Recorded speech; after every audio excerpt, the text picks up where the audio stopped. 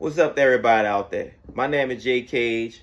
Here on behalf of Wealth Education, today's subject going to be how to set up your business entity.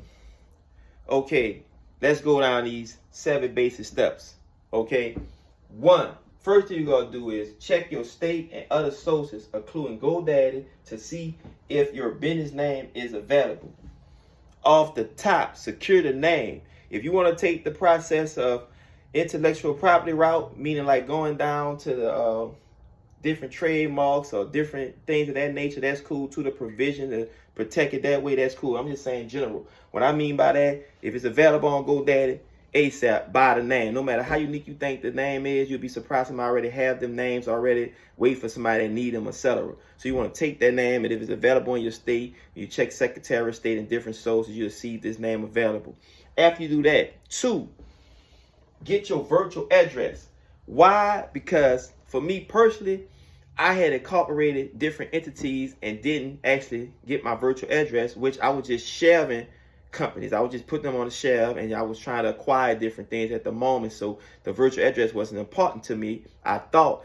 So understand it cost me. When I mean cost, it didn't cost me not the money. I'm talking about the time. If you understand time is money, I had to come back to my state, Secretary of State, Louisiana, and put it on record and things of that nature. So I couldn't actually get a bank account really open or nothing because my address wasn't a virtual address. It was just, it was just Delaware, and I did it kind of like backwards, you could say. So with that being said, I'm advising you to actually, well, I'm not gonna give you no advice. I can't give you legal advice, but I just recommend you to get your virtual address first. So when you do go to the third step, you go to secretaryofstate.gov of your state and file for your articles to incorporate your business model via virtual address. So you go there, you file it. Okay, you're gonna have your virtual address, instead of your resident address, right? You got your virtual address. That's gonna be a suite. Now they got a lot of great virtual address. I use Regions, because that was one of the best one that I was advised to use, right? So it's other ones too out there. So you want to make sure that these banks and lenders, they're looking at all that too now, because what's going on, right? So when you do that, now you're gonna figure out what entity you want, which you're gonna do for you. You want an LLC, it's gonna be articles of organization, which will be operating agreement.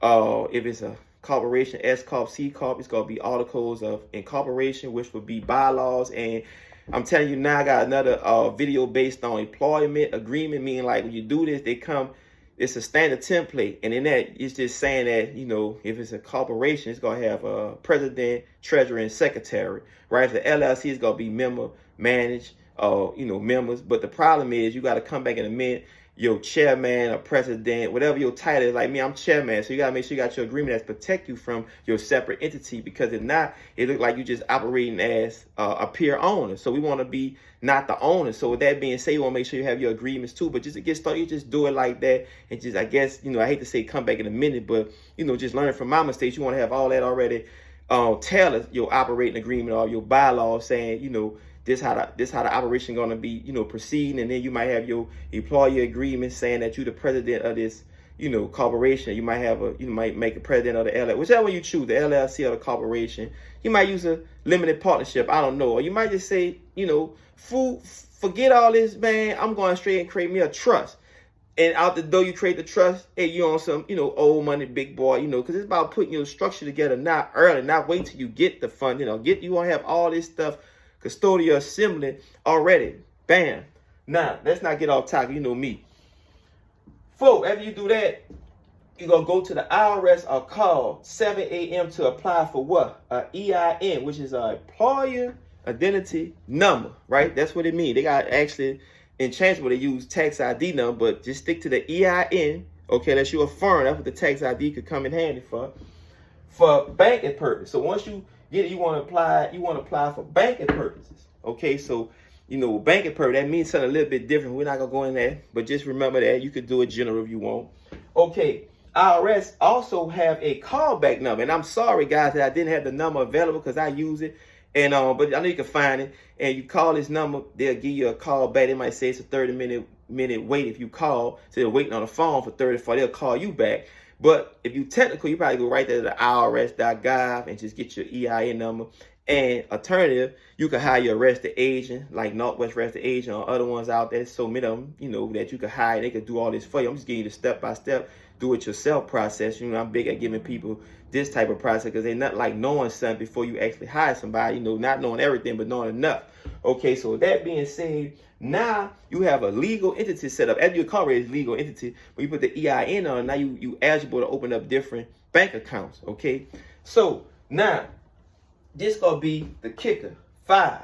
Go to Fiverr.com, or like I said, GoDaddy. Hopefully you bought the domain name, or you found a domain, other domain providers. They got so many, these days. And get a website for your business. I would say presence, like they say. So, now these days they're telling me, and I know from my own hands-on experience again, that a lot of they looking at, want to see your website. And also, you won't get one more thing, a business phone number. So I'm sorry I didn't have that implemented, but you want to have a business phone number also, right? So now your stuff show up in the, search engine and, different directories that show up. So now, with that being said, now you got something that's looking real professional, but you go to GoDaddy, get a basic template, but you go to, file, you might find some develop with their resume, their profile, telling you what they do, what they did, years experience, rated, you got different ratings there under, things of that nature. You might get your app just start out, but you might keep it simple, the basic website, things of that nature. You're just trying to get this established, to get things going. And anything you got a desire of, you find all types of developers that could build anything you could think of that's technical, right? But that's another subject too. I won't stay on track with this, how to set up your business entity, right? Okay, after that, now you can open up a business account at your community bank or credit union, right? Or online merchant account.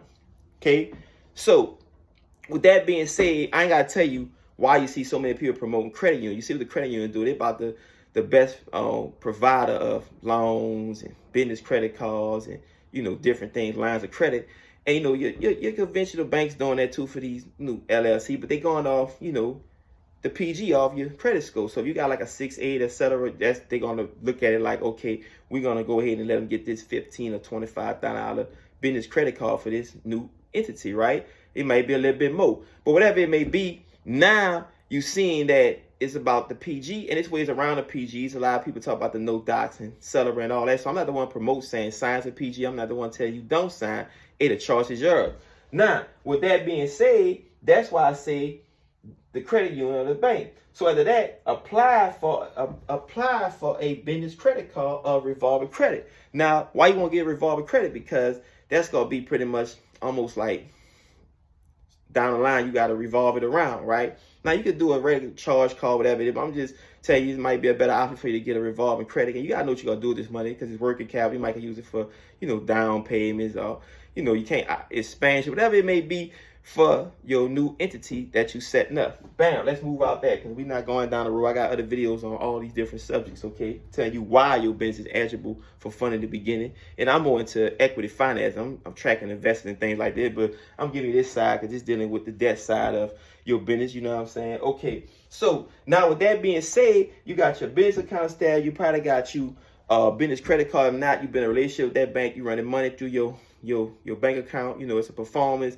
They see what you're doing things, and then you might have your Dun & Bradstreet number set up. You got other people talk about the Net 30 where they report to the Small Business Financial Exchange that, in the Paydex score that come from Paydex. You got Equifax and I think Expedia that deal with the business credit also. So now your company is in the realm of these people that's, that's showing your performance and things, and things of that nature. So with that being said, now you go back and you got something that's more of a bank relationship with your bank or your credit union, whatever. Now, 7, you're going to go ahead and get legal advice via attorney or CPA or use accounting software.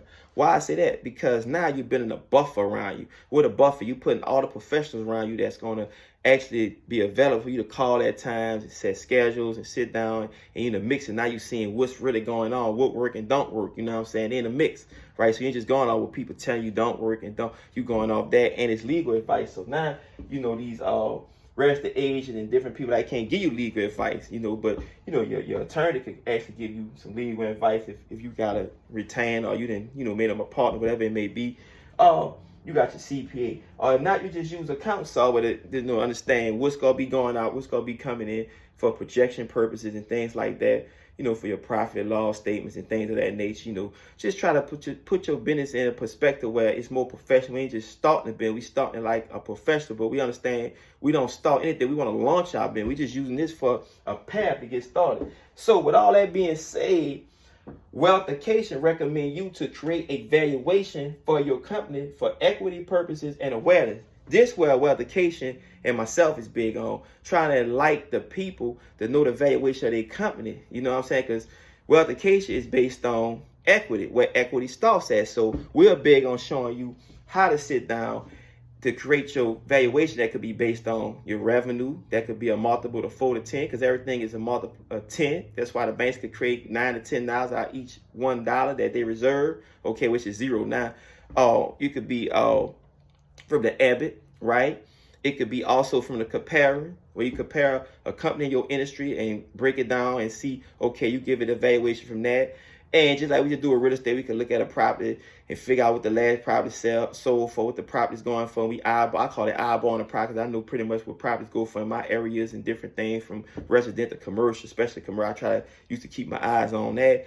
So with that being said, you'll need probably a good appraiser, which is a 409A. He can appraise your company, certify it, and make it look like it's already appraised for this amount of money, things of that nature. So now you have your valuation on your company and things of that nature, just in case you want to, attract investors. You got to know the measure, how many shares you want. But that's a whole nother topic. That's what we big on, is you going to ask for this, requesting this funding. Now you're saying that your company is worth X amount of dollars on paper.